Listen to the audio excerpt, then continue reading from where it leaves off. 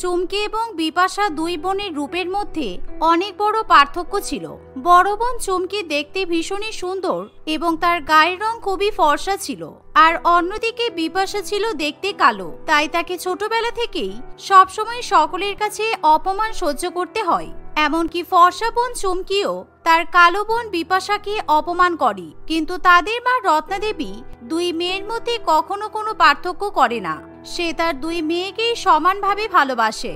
এমনকি চুমকি যখন তার কালো বোন বিপাশাকে অপমান করে, তখন রত্নাদেবী সবসময় চুমকিকে বকাবকি করে। এমনই একদিন, মা, তুমি মামার বাড়ি থেকে আমার জন্য কি এনেছো? দিদা আমাদের জন্য কি পাঠিয়েছে? আমি তোমাকে কতবার বললাম যে আমাকে তোমার সঙ্গে মামার বাড়িতে নিয়ে চলো, কিন্তু তুমি আমাকে নিয়ে গেলে না, শুধুমাত্র আমার পরীক্ষা আছে বলে। এখন আমাকে বলো, দিদা আমার জন্য কি পাঠিয়েছে? তোর দিদা তোদের দুই বোনের জন্য খুব সুন্দর সুন্দর দুটো শাড়ি পাঠিয়েছে। তোর জন্য একটা সুন্দর হলুদ রঙের শাড়ি পাঠিয়েছে, আর তোর ছোট বোনের জন্য একটা খুব সুন্দর সবুজ রঙের শাড়ি পাঠিয়েছে। এই নে তোদের দুজনের দুটো শাড়ি। এই বলে রত্নাদেবী তার দুই মেয়ের হাতে দুটো সুন্দর সুন্দর শাড়ি ধরিয়ে দেয়। কিন্তু চুমকির নিজের শাড়ির থেকে বিপাশার শাড়ির দিকে নজর পড়ে থাকে, কারণ সেই শাড়ির রং খুবই গাঢ় সবুজ ছিল, আর চুমকির সবুজ রং ভীষণই পছন্দ। তাই চুমকির নিজের শাড়িটা সুন্দর হলেও তার ছোট বোনের শাড়িটাই সে পছন্দ করে। বিপাশা, তুই এমন কালো কয়লার মতো গায়ের রং নিয়ে এত সুন্দর সবুজ শাড়িটা পরবি? তোকে মোটেই কিন্তু মানাবে না। তোকে এই সবুজ শাড়ি পরতে হবে না, তুই এই শাড়িটা আমাকে দিয়ে দে। কেন দিদি, এরকম করে বলছিস কেন? ঠিক আছে, তোর যদি পছন্দ হয় তুই আমার থেকে এই সবুজ শাড়িটা নিয়ে নিতে পারিস, কিন্তু এই শাড়িটা তো আমাকে দিদা দিয়েছে। বল, তাহলে তুই তোর হলুদ শাড়িটা আমাকে দিয়ে দে। তোকে সবুজ শাড়ি পরলেও মানাবে না, আর হলুদ শাড়ি পরলেও মানাবে না। এই দুটো শাড়ি আমার মতো ফর্সা মেয়েদের জন্যই তৈরি, আর আমার মনে হয় দিদা এই দুটো শাড়ি আমার জন্যই পাঠিয়েছে, তোর জন্য কোনো শাড়ি দেয়নি। সুতরাং এই দুটোই শাড়ি আমার। কালো গায়ের রং নিয়ে আবার শাড়ি পরার শখ হয়েছে।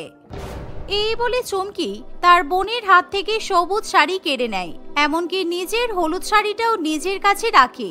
আর এই দেখে রত্নাদেবী রেগে যায়, আর তখনই সে চুমকিকে বকাবকি করে। কিন্তু তবুও চুমকি কোনো শাড়ি বিপাশাকে দিতে চায় না, এমনকি সে তার মায়ের সঙ্গে মুখে মুখে তর্কও করে।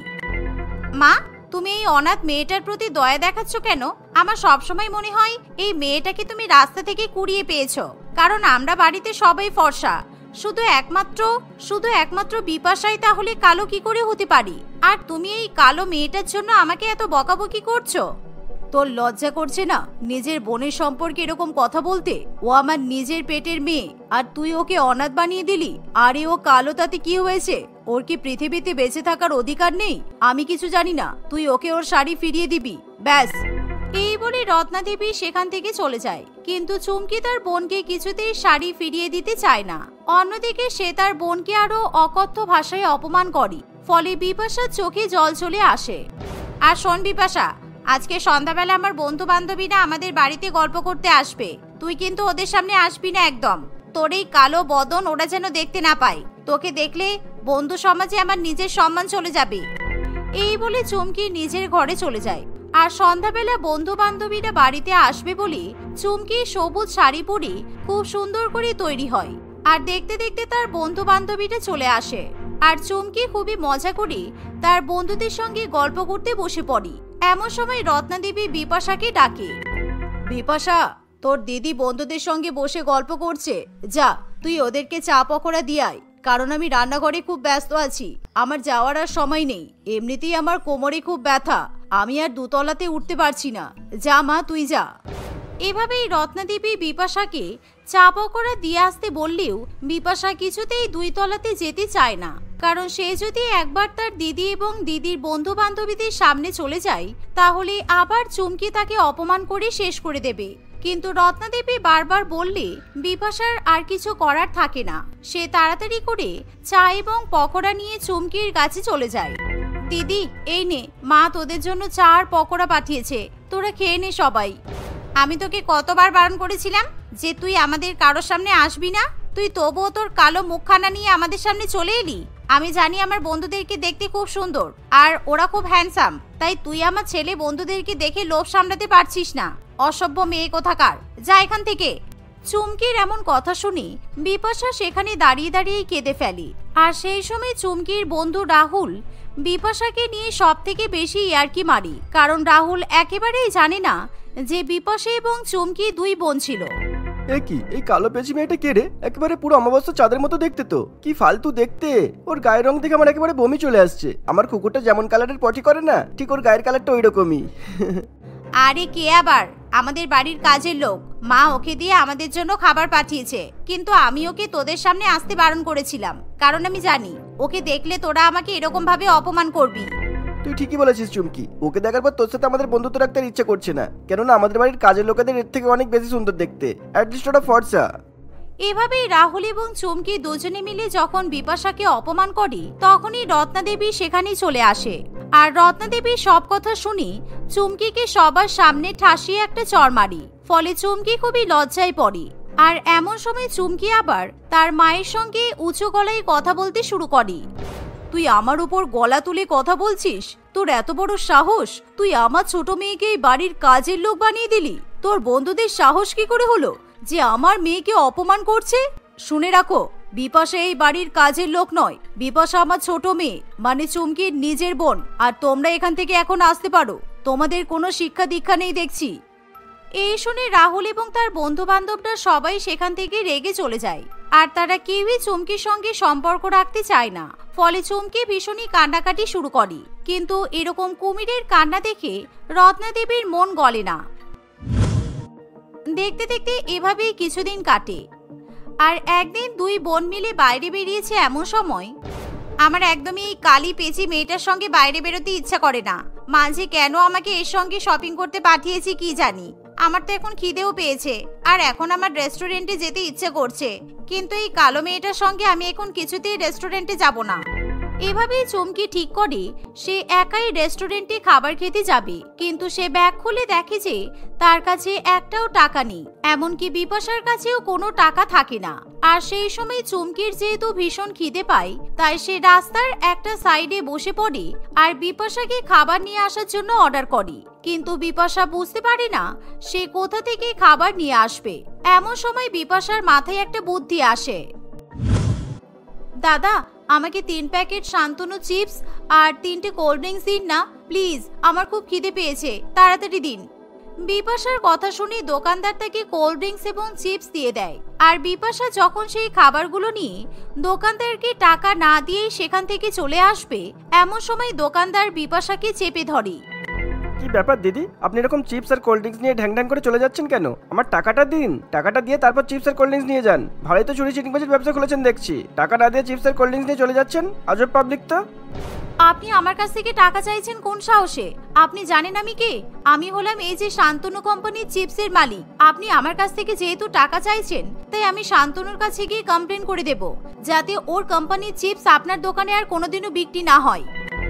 রতন বিপাশার এমন কথা শুনে খুবই ভয় পেয়ে যায়, কারণ সে মিস্টার শান্তনুকে খুবই সম্মান করে। আর তার দোকানে যেহেতু সবসময় শান্তনু কোম্পানির চিপস বিক্রি করা হয়, তাই সে বিপাশার কাছে ক্ষমা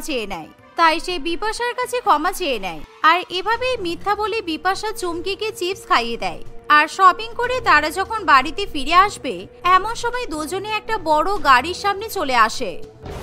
কি আপনারা দুজনে রাস্তা থেকে পার হবেন তো? এরকম হঠাৎ করে আমার গাড়ির সামনে চলে এলেন কেন? বড় লোকদের গাড়ি দেখলেই সামনে এসে চাপা পড়তে ইচ্ছা করে নাকি? আপনি একদম চুপ করে থাকুন। আপনি যে বড় বড় কথা বলছেন, আপনি জানেন আমি কে?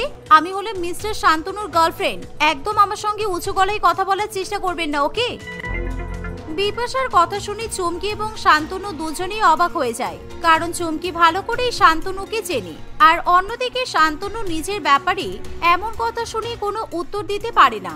আর এমন দৃশ্য দেখে চুমকি প্রচন্ড পরিমাণে জ্বলে ওঠে, কারণ সে শান্তনুকে টিভিতে দেখার পর থেকেই তাকে মনে মনে সে খুবই পছন্দ করে।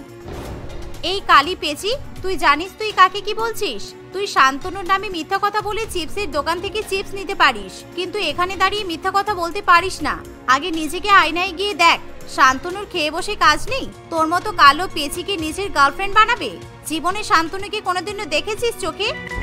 মিস্টার শান্তনু, আপনি কিছু মনে করবেন না, আসলে এই কালো মেয়েটার কোনো জ্ঞান নেই, কোথায় কি বলতে হয় এ কিছুই জানে না। না না ঠিক আছে, আপনি ওকে ওইভাবে কথা শোনাবেন না। আর এই যে ম্যাডাম, আমি হলাম শান্তনু, সুতরাং কাউকে নিজের বয়ফ্রেন্ড বানানোর আগে তার কাছ থেকে কিন্তু পারমিশন নিতে হয়, সেটা ভুলবেন না। এই শুনে বিপাশা একেবারে অবাক হয়ে যায় আর সে প্রচন্ড পরিমাণে লজ্জায় পড়ে, কারণ সে শান্তনুর সামনে দাঁড়িয়ে তার নামে মিথ্যা কথা বলে ফেলেছে। তাই লজ্জায় বিপাশা একেবারে চুপ করে থাকে। আর এরকম অচেনা লোকের সামনে বিপাশার মোটেই অপমানিত হতে ভালো লাগে না। বিপাশা লজ্জায় সেখানে দাঁড়িয়ে থাকতে চায় না, সে চুমকির সঙ্গে বাড়ির দিকে হাঁটতে শুরু করে। আর এমন সময় শান্তনু গাড়ি করে তাদের দুজনকে ফলো করে। আর চুমকি মনে মনে ভাবে শান্তনু হয়তো তাকে পছন্দ করেছে, সেই জন্যই শান্তনু তাদেরকে ফলো করছে। তাই অহংকারে বিপাশার পা মাটিতে পড়ে না। কিন্তু শান্তনু মনে মনে বিপাশাকে পছন্দ করেছিল। আর বিপাশার গায়ের রং কালো হলেও তার ওরকম মিষ্টি মিষ্টি কথা এবং চোখের চাউনি শান্তনুর মনে ধরে যায়। আর তাদের দুই বোনকে ফলো করার সময় শান্তনু দেখতে পায় বিপাশা একজন অন্ধ লোককে রাস্তা পার করিয়ে দিচ্ছে, কিন্তু চুমকি সেই অন্ধ লোকের হাত পর্যন্ত ধরতে চায় না। শুধু তাই নয়, বিপাশা নিজের চিপসের প্যাকেটগুলো একজন গরিব মেয়েকে খেতে দেয়। আর এই দেখে শান্তনু বিপাশাকে আরো পছন্দ করে ফেলে। কিছুক্ষণ পর তারা দুই বোন যখন বাড়িতে চলে আসে, সেই সময় শান্তনুও তাদের পেছন পেছন বাড়িতে ঢুকে আসে। আমি জানতাম শান্তনু, তুমি ঠিক আমাদেরকে ফলো করতে করতে আমাদের বাড়িতে চলে আসবে, কারণ তুমি আমার রূপ দেখে একেবারে পাগল হয়ে গেছো। তার উপর আমার গায়ের রং তোমার মন কেড়ে নিয়েছে। তুমি নিশ্চয়ই আমাকে বিয়ের প্রস্তাব দিতে আমার বাড়িতে এসেছো। এক্সকিউজ মি, হ্যাঁ আপনি ঠিক কথাই বলছেন যে আমি বিয়ের প্রস্তাব দিতে এসেছি, কিন্তু আপনাকে বিয়ের প্রস্তাব দিতে বাড়িতে আসিনি। আপনার বোনকে আমার অনেক পছন্দ হয়েছে, ওর মতো অত সহজ সরল মেয়ে এর আগে আমি কখনোই দেখিনি। হ্যাঁ জীবনে অনেক মেয়েই দেখেছি আপনার মতো সুন্দরী ফর্সা, কিন্তু আপনার বোনের মতো অত ভালো মেয়ে কোথাও দেখিনি, তাই আমি ওকেই বিয়ে করব। শান্তনুর এ কথা বলা মাত্রই চুমকি একেবারে জ্বলে পুড়ে ওঠে। আর সে কিছুতেই শান্তনুর কথা সহ্য করতে পারে না। অন্যদিকে রত্নাদেবী বিপাশার বিয়ের জন্য এত ভালো সম্বন্ধ পেয়ে খুবই খুশি হয়। ফলে সে কিছুতেই এত ভালো সম্বন্ধ হাতছাড়া করতে চায় না। ফলে কিছুদিনের মধ্যেই বিপাশার সঙ্গে শান্তনুর ধুমধাম করে বিয়ে হয়ে যায়। আর চুমকি নিজের সৌন্দর্য এবং ফর্সা গায়ের রং নিয়ে হা করে দাঁড়িয়ে দাঁড়িয়ে নিজের কালো বোন এবং শান্তনুর বিয়ে দেখে। এর ফলে চুমকির অহংকার একেবারে চূর্ণ বিচূর্ণ হয়ে যায়।